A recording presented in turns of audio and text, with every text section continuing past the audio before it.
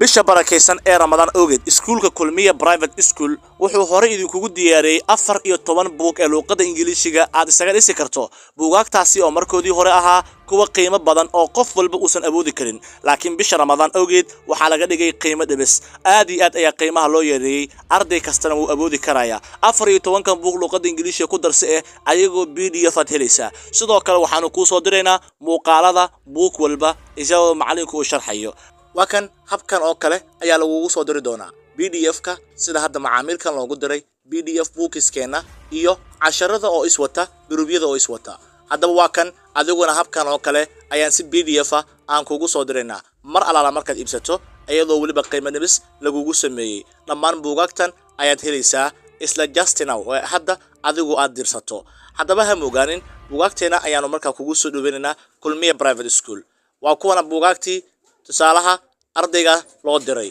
adiguna maantan ka faa'iideyso